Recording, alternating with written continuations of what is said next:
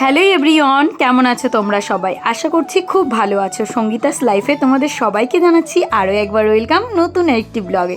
তো দেখো, সকাল তো হয়েছে, ঘুম থেকে উঠে প্রথমে কিন্তু কাজ বাজ করা শুরু করেছি। ওই বাড়ি থেকে কিছু করে এসছি, জানো তো শাশুড়ি মা বাড়িতে নেই। আজকে হঠাৎ করে বলল আমি বাড়িতে থাকবো না, তবুও দুপুরবেলা রেডি হয়ে আমাকে বলছে। তো আমি ভাবলাম কোথায় যাবে, বলছে না আমি একটু আমার মেয়ে বাড়ি যাব। ঠিক আছে, যাক, কোনো ব্যাপার না। তো আমি কিন্তু সকালবেলা থেকে কাজকর্ম শুরু করে দিয়েছি, সেটা হচ্ছে দুপুরবেলা। তো কতগুলো বাসন ছিল, সেই বাসনগুলো মেজে একদম পরিষ্কার করে রাখলাম। তারপরে কিন্তু আমি এখানে এই যে আমার টেবিলটা আছে, গ্যাসের টেবিল, এই যে দেখো আমার বরের সবসময়ের জন্য কথাবার্তা, এত সাবান কি করো। তো সাবান দিয়ে যে আমি গ্যাস মুছি আর টেবিলটাও মুছি, এইটা কিন্তু তার চোখে পড়ে না। 2 টাকা সামনে দিয়ে গেলে কত কষ্ট হয়, আর হাজার হাজার টাকা পিছন দিয়ে চলে গেলে, এই পুরুষ মানুষের এই একটাই প্রবলেম, তখন আর কিছু হয় না। বউদের আর কি হেনস্থা করতে হবে, এটা হচ্ছে মেন কথা। যাই হোক, দেখো কথা বলতে বলতে কিন্তু আমার এই যে টেবিলটা পরিষ্কার করা হয়ে গেল। এখন বানাচ্ছি চা। তো মেয়েটাকে পড়াতে এসছে, তাই জন্য কিন্তু চা বানাচ্ছি। তো তার ভিতর কিন্তু আবার আমি কিন্তু নতুন করে মুছে নিলাম, একটু একটু জলের দাগ ছিল সেগুলো। আর চাগুলো কিন্তু এখনই খেতে বেশ ভালোই লাগে, কারণ এই সময়টায় কি বলো তো, ওয়েদার চেঞ্জের সময় তো, এই ঠান্ডা এই গরম এই করতে করতে না গলা ব্যথা, তাই জন্য কিন্তু চাটা জম্পেশ মজা করে খেয়ে নিলাম। তারপরে এখন আমি আর কি এই যে দেখো ছাই ফেলে নিচ্ছি। তারপরে ভাবলাম এই যে ঘর দুয়ার সব কিছু লেপাপোছি করব। আর কি বলো তো, ঘর দুয়ার না লেপলে ভালোও লাগছে না। তার থেকে বড় কথা, সকাল সকাল কিন্তু আমি ঘরের ভিতর সিদ্ধ ভাত বসিয়ে দিয়েছি। ওদিকে সিদ্ধ ভাত হতে থাকুক, আর এদিকে কিন্তু আমি চারিদিকটা লেপে নিই। এই যে ঘর বারান্দা এগুলো তো আছে, এগুলো তো লেপাপোছা করতেই হবে। উনুনটা একদম কালি কালি হয়ে গেছে, জানো তো। এই উনুনটা আমি একবার ভেঙে বানিয়েছিলাম শুধু এই কালির জন্য, আবারও সেই কালি পুড়ে গেল। এইবার আর ভাঙবো না, ভেঙে আমি যে কি বিপদে পড়েছিলাম। যাই হোক, সুন্দর করে চারিদিকটা লেপে নেব। আজকে শুধু উনুনের পার লেপবো না, চারিদিকটা লেপবো। তো ওই দিকটা আমার লেপা হয়ে গেছে, তো বারান্দার এই জায়গাটা লেপে নিচ্ছি।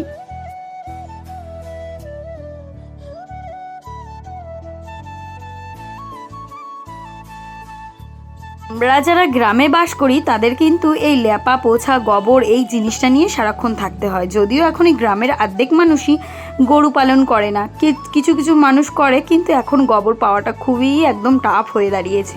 আর এই দেখো আমার উনুনের ঢের, রান্না খাওয়া বলতে 2 জন মানুষ, তার ভিতর আবার উনুন বানিয়েছি এক গাদা। এত উনুন কে বানাই রে ভাই? আমি বানাই, আমি। তো যাই হোক, উনুনগুলো কিন্তু এই যে শো হিসাবেই থাকবে। আর আমি কিন্তু দেখো এই দিকের ডোয়াটা সুন্দর করে লেপে নিলাম, এখন পালা এই দিকেরটার। আর ঘরের ভিতর কিন্তু এখনও লেপিনি, তার কারণটা হচ্ছে ঘরে কিন্তু হচ্ছে সিদ্ধ ভাত। সকাল সকাল এই সিদ্ধ ভাতটাই রান্না করছি। ও তোমাদের তো বলা ভুলেই গেছে, এই ভিডিওটা কিন্তু অনেক দিনের আগেরই ছিল, আমার শাশুড়ি মা তখন যায়নি। যাই হোক, এখন মনে পড়লো, কি বলো তো, ভিডিও করতে করতে যে নিজে কি করি আর নিজে কি বলি সেটাই ভুলে যাই। যাই হোক, দেখো সুন্দর করে কিন্তু টানা টানা করে লেপে নিচ্ছি।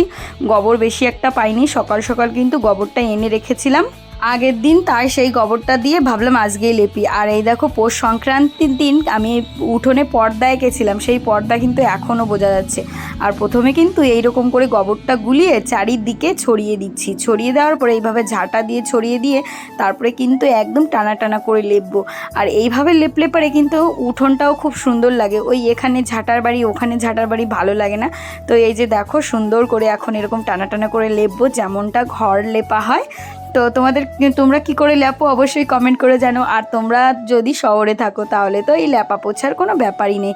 যাই হোক, দেখো সুন্দর করে আবারও একটুখানি গোবর নিয়ে গুলিয়ে দিলাম। আর এই গোবরের সঙ্গে পারবো না, কারণ যার বাড়ি থেকে গোবর এনেছি তার একটা ছোট্ট বাছুর, সেই বাছুরে আর কতই বা পটি করবে। পটি না করলে আমি গোবর কোথায় পাবো? আর চারিদিকটা কিন্তু সুন্দর করে লেপে নিচ্ছি। আর এখন না একটু শান্তি পেয়েছি, ওই গাছের পাতাগুলো না সব এখন পড়া বন্ধ দিয়েছে, একটা পাতাও নেই, সব পাতা পড়ে এখন কচি পাতা জ্বালানো শুরু করেছে। তাই জন্য কিন্তু এখন ভেবেছি ঘর দুয়ারটা একটু পরিষ্কার করে রাখবো, নিজেরও চোখে শান্তি লাগে। দেখবে এলোনো ঝেলোনো জিনিস দেখলে কীরকম অস্বস্তি লাগে, তাই না? আমার কিন্তু বড্ড অস্বস্তি লাগে। আর আমার ঘরটা যেহেতু ছোট, ওই ঘরের ভিতর না জামা কাপড় যখন ধুয়ে এনে রেখে দিই তখন কিন্তু সব আর কি আবার জমা হয়ে যায়। তো দেখো বলতে বলতে কিন্তু আমার সব জায়গায় লেপা পোছা হয়ে গেছে, ওই দুপটাও লেপেছি আর পাতা কিন্তু এখন আর পড়বে না। যাই হোক এখন একটু তাও শান্তি লাগছে, ঘর বারান্দা লেপা। এখনও কিন্তু ডোয়া লেপিনি, তার আগে ভাবলাম মেয়েটাকে স্নান করে মানে স্কুলে পাঠাই। তো তারপরে কিন্তু আমি ডোয়াটা লেপে নিয়েছিলাম। এখন যাব আমি আর কি পুজো করতে, সোমবারের দিন ছিল সেটা। তো আমাদের গ্রামে একটা মন্দির আছে, সেখানে আর কি যাব বাবার মাথায় জল ঢালতে। অনেক দিন থেকে মন চাইছিল। যাই হোক চলো, সব কিছু গুছিয়ে নিয়েছি। আর চুলটা দেখো ভিজে রয়েছে, তাই কিছু আশ্রয়ও নেই।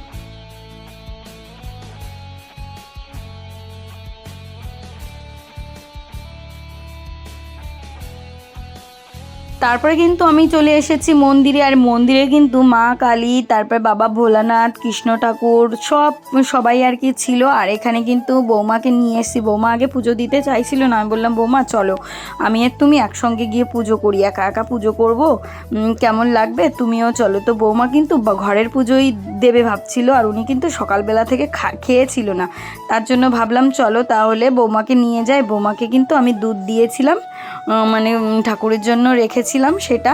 তো বৌমা আর আমি মিলে দুজনা মিলে কিন্তু ঠাকুর পুজোটা করে নিলাম। বাড়িতে কিন্তু পুজো দেওয়া কমপ্লিট। আর বৌমা কিন্তু এখনও দেয়নি।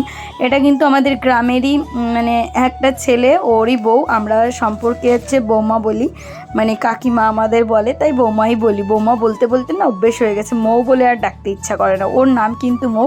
তো এখানে ভক্তি ভরে বাবাকে পুজো করলাম। সত্যি বলতে কি মনের অবস্থা ভালো না থাকলে তখন ঠাকুরের কাছে গেলে এতটা যে শান্তি লাগে কি বলবো। এখানে এসে দুটো মা বাবাকে ডাকা, তো তোমরাও দর্শন করে নাও। বাবা ভোলানাথ তোমাদের মঙ্গল করুক, তোমাদের মনের আশা পূর্ণ করুক। আমি সবসময়ের জন্য ভগবানের কাছে এটাই কামনা করব। তারপরে কিন্তু দেখো রাত্রেবেলা আবার করতে এসেছি খিচুড়ি। সারা দিন পরে আর ভিডিও করা হয়নি। আর সকালবেলা করেছিলাম সিদ্ধ ভাত, সেই ভাতই দুবেলা খেয়েছি। আর আবার কিন্তু রাত্রেবেলা ভাবলাম কি রুটি করব, কারণ রুটি খেতে ইচ্ছা করছে না, তাই আবার খিচুড়ি করলাম। তো বন্ধুরা আজকে দেখো সারাদিন কাজকর্ম করে পুজো দেওয়ার পরে আর তোমাদের সামনে আসিনি, বলতে পারো সারাদিন আজকে কোনো কাজই করিনি। ওই জামা কাপড় কেচে তারপরে পুজো দিয়ে এই মাত্র মেয়েটাকে পরিয়ে এখন রান্না করতে এসেছি। এখন রান্না করছি হচ্ছে খিচুড়ি। সারাদিনে বলতে পারো সিদ্ধ ভাত খেয়ে কাটিয়েছি। রাত্রেবেলা মনে হচ্ছে না রুটি খাই, তো এখন মনে হচ্ছে যে না একটু খিচুড়ি করা যাক, তাই কিন্তু খিচুড়ি রান্না করছি আলু আর কুমড়ো দিয়ে। একটু মশলাও করেছি, দেখো এখানে আছে জিরে, ধনে, শুকনো লঙ্কা। তো রান্নাটা হোক তারপরে দেখা। আজকে না জানো তো বরকে বলেছিলাম যে আজকে আমার আর রুটি খেতে ইচ্ছা করছে না। তারপরে আমার বর বলল ঠিক আছে তোমার যা ভালো লাগে তাই রান্না করো। তারপরে আমি কিন্তু বলেছি যে একটু খিচুড়ি করি না, যে সকালবেলা থেকে সিদ্ধ ভাত খেয়েছি, এখন আবার একটু খেলে মানে খিদেটা মিটবে না, মনে হচ্ছে যে একটু ভারী খাবার খাই। রুটি খেলে আমার না তেমন একটা খিদে মানে মরে না, ভালো লাগে না রুটিটা খেতে। আর আজকে খিচুড়িটা যখন করেছিলাম না, আদা, জিরে, ধনে, শুকনো লঙ্কা, পাঁচফোড়ন দিয়ে তেজপাতা দিয়ে সুন্দর করে রান্না করেছি। আর রান্নাটা যে কি টেস্টি হবে। আর লাস্টে কিন্তু একটু চিনিও দিয়ে দিয়েছিলাম। দেখো বেশি একটা টাইম লাগেনি কিন্তু রান্না করতে। আর আজকে না বেশ গরমও পড়েছে, আর একটুখানি ফুটলেই হয়ে যায়। তারপরে কিন্তু একটু নুন কম ছিল, সেটাও দিয়ে দিলাম। আর একটু ফুটলে কিন্তু ঝোলটা একটু কমে যাবে, তারপরে ঘরে সব কিছু ধরে নিয়ে যাব।